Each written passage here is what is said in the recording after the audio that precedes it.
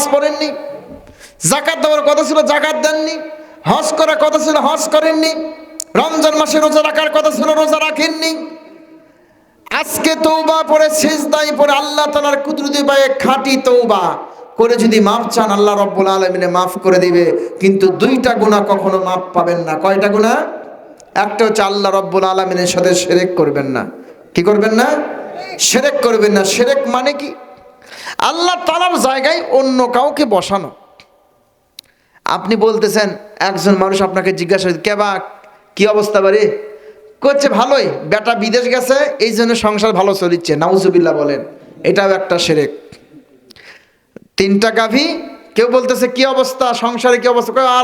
আল্লাহ নয়, বলছে ভালোই, দুটা গাভী আছে, দিনে 20 সের করে দুধ হয়, ভালোই চলিচ্ছে।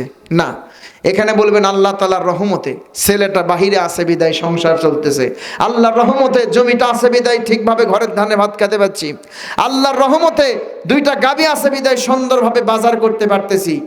আল্লাহর রহমতটা লাগিয়ে দিবেন, তাহলে শিরক। 2 নাম্বার যেটা সবচাইতে বেশি হয় সেটা হচ্ছে বান্দার হক নষ্ট করা। বান্দার কি? আপনি আমার কাছ থেকে 2 টাকা মারে খাইছেন, আপনি মারা গেছেন, আমারও মনে নাই, আপনারও মনে নাই। কিয়ামতের দিন আল্লাহ রাব্বুল আলামিন যদি আপনাকে জান্নাতে যাওয়ার ঘোষণাও দিয়ে দেয়, এই 2 টাকার জন্য আমি যতটুকু নেকি চাইবো আপনাকে দিতে বাধ্য থাকতে হবে। আজকে দুনিয়াতে সোনা দানার দাম আছে, টাকা পয়সার জমি জমার সমস্ত কিছু দাম আছে, কিন্তু নেকির দাম নাই। কিন্তু কিয়ামতের দিন সোনা দানা টাকা পয়সা হাসরের ময়দানে পাহাড়ে পাহাড়ে থাকবে, সেই দিন নেকির দরকার। কথা বলেন ঠিক কিনা?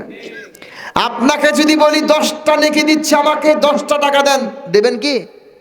কোনোভাবেই দিবেন না। ওই নেকি আমও কামাই করতে পারি, কিন্তু কিয়ামতের দিন হাজার হাজার লক্ষ লক্ষ কোটি কোটি টাকা হাসরের ময়দানে সোনা দানা হীরা সমস্ত কিছু থাকবে, কিন্তু নেকির দাম সেই দিন সোনা দানার দাম নেই।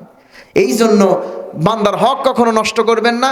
বেঁচে থাকা অবস্থায় সন্তানদের পরিপূর্ণভাবে জমি জমা ভাগ করে দিয়ে যাবেন। একটা হুজুরকে নিয়ে এসে যাই ফারায়েজ বোঝে, সুন্দরভাবে জমিটা বন্টন করে দিবে, কিন্তু আমরা এলাকার মেম্বার চেয়ারম্যান জীবনে জমি মাপাও শেখেনি, ওই ছোটদের ম্যাপে করে এখানে তোর, এখানে তোর, এখানে তোর। কখনো করবেন না। কথা বুঝছেন? তাহলে কয়টা গুনাহ করবেন না বাবা? মন খারাপ করেছেন? খুব কড়া কথা হচ্ছে। 2টা গুনাহ, একটা শিরক করবেন না, 2 নাম্বার কি বান্দার হক কখনো কি করবেন না? নষ্ট করবেন না।